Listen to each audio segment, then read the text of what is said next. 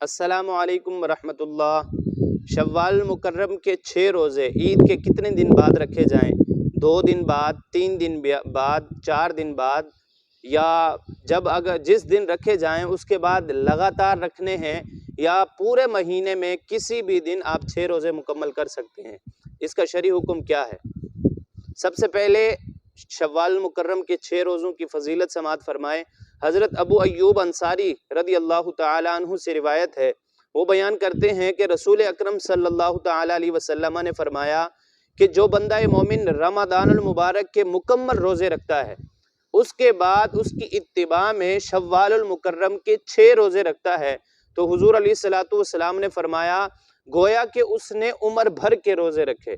जिसने रमज़ानुल मुबारक के और शव्वाल मुकर्रम के 6 नफली रोज़े रखे, गोया कि उसने उम्र भर के, सारी उम्र के उसने रोज़े रख लिए हैं। ये 6 नफली रोज़ों का सवाब है। और एक रिवायत हज़रत अब्दुल्ला बिन उमर रदी अल्लाह तआला अन्हु से है कि वो फरमाते हैं कि हुजूर अलैहिस्सलातु वस्सलाम ने फरमाया जिस बंदे मोमिन ने रमज़ानुल मुबारक के रोज़े रखे, फिर उसकी इत्तिबा में शव्वाल मुकर्रम के 6 रोज़े रखे, तो वो गुनाहों से इस तरह पाक हो जाता है जिस तरह वो आज ही माँ के पेट से पैदा हुआ हो।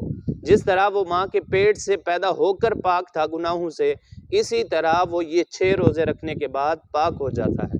सुबहान अल्लाह, बड़ी फजीलत है। हमने अल्हम्दुलिल्लाह रमज़ान मुबारक के रोज़े रखे, अब ये नफली रोज़े भी रखने हैं।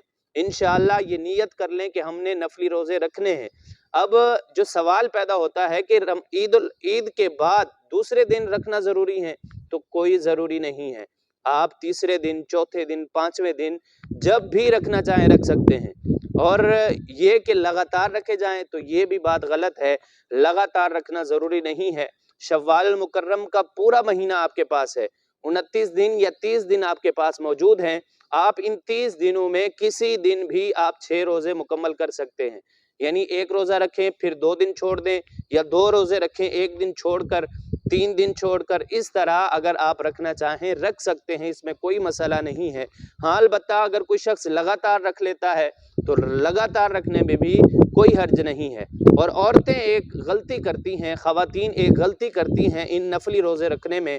वो गलती क्या है? वो गलती ये करती हैं कि रमज़ान मुबारक में उनके अगर अय्याम आ जाएं, मखसूस अय्याम आ जाएं, तो वो मखसूस अय्याम के जो रोज़े कज़ा हो गए, तो वो ये 6 नफली रोज़े भी वो रोज़ों की कज़ा की नीयत से रखती हैं कि जो हमसे रमज़ान मुबारक के रोज़े छूट गए थे, अय्याम मखसूस की वजह से जो रोज़े छूट गए थे, उनकी कज़ा हम ये 6 नफली रोज़ों में कर रही हैं। तो ये उनकी नीयत करना ये बिल्कुल गलत है। उनका ना नफली रोज़ा होगा, ना ही कज़ा रोज़ा होगा। एक नीयत करनी है। अगर आपने रमज़ान मुबारक की नीयत से रखेंगे कि हमने रमज़ान मुबारक का जो कज़ा रोज़ा हुआ था वो रख रही हैं, तो फिर आपका वो कज़ा रोज़ा अदा होगा।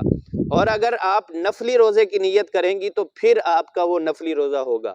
ऐसा नहीं हो सकता कि आप कज़ा रोज़े की भी नीयत करें और शव्वाल मुकर्रम के नफली रोज़े की भी नीयत करके एक ही रोज़ा 2 नीयत के साथ रख लें, तो ये नाजायज़ है। शरीयत ने इसकी इजाज़त नहीं दी, आपका वो रोज़ा नहीं होगा। इस बात को आप ज़हन नशीं रख लें।